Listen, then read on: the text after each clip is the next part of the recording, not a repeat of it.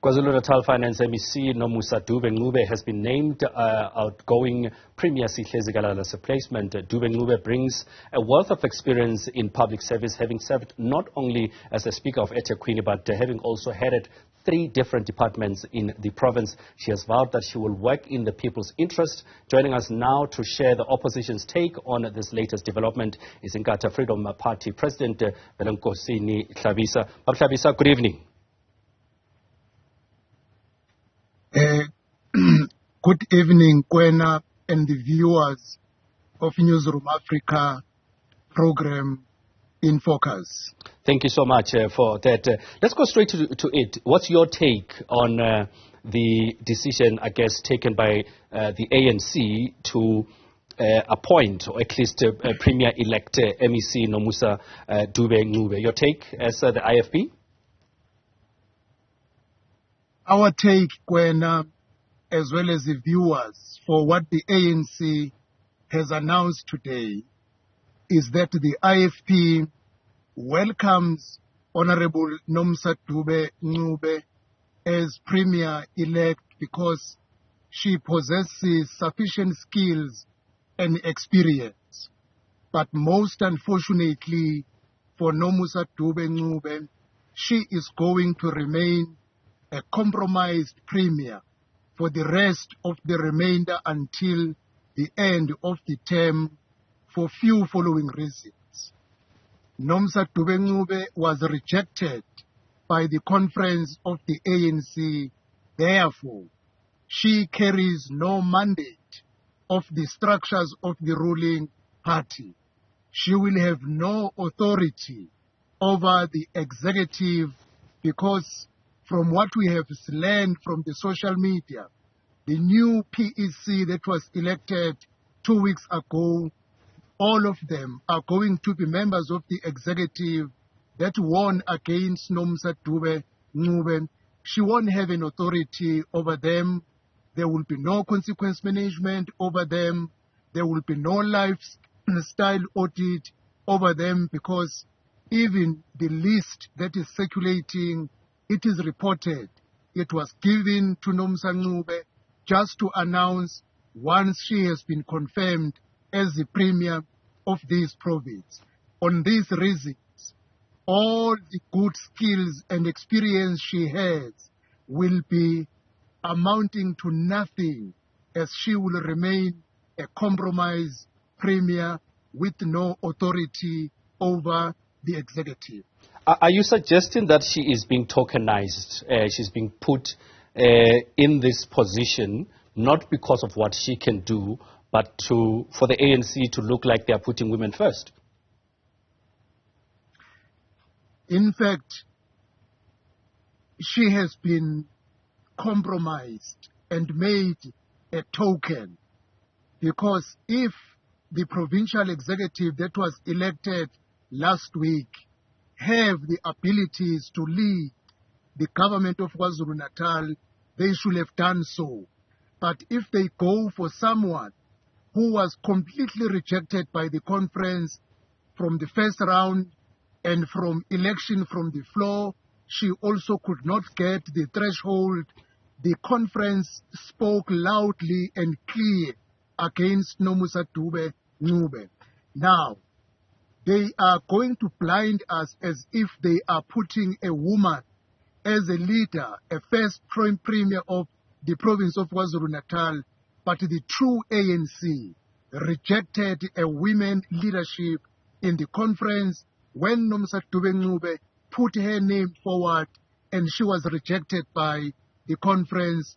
She has been compromised and she is not going to be able to select people of her choice on the basis of skills, experience, and expertise, but she will have to play to the tune of the PEC that will be sitting in her executive and making her a token for the remainder of the period, as they are going to be taken out in 2024, and probably they will shift the blame that here we put a woman after Zikalala who lost the majority of municipalities, and a woman lost the province of KwaZulu-Natal to the IFP because the road to eject the ANC in KwaZulu-Natal is inevitable. They can't avoid it. Even Nomusa Dube-Ncube cannot save them because she has been made a token as a woman. But doesn't this show political maturity in that, yes, she was not elected, yes, she lost in conference, but political maturity says you even take that person that lost and say, let's all be one. Is this not a sign of that sort of unity and political maturity within the ANC to say, even though we did not see you at that point as the relevant person to lead the party, now that things have changed, we are elevating you to this position? It can only be a scientific maturity. The bottom line, if you are a premier, you must have an authority, have a mandate of your political party. Fresh after 14 days, when she was rejected, to be given a mandate by her political party to put her at the helm of the province that is already losing the ground is really to compromise her. And again, if you are a premier, you must be in a position to hold your executive as well as all members of the legislature, especially from your party, accountable, and also ensure that there is consequence management from the management point of view and from the executive. It will be very difficult. Yes, a scientific and material maturity, we can talk about that, but politically, if you don't have an authority, you are out of control and you can't effect a meaningful change except that you will remain a compromised premier who was at the helm as a female on a Women's Month, but the reality on the ground showed you that the structures of the ANC wanted Siboniso Duma and his group to lead the government, and they ejected Sihle Zikalala and refused Nomusa Dube-Ncube. So now coming around and saying I'm demonstrating maturity, but your structure do not have that maturity. But either way, isn't she leading the agenda of the ANC?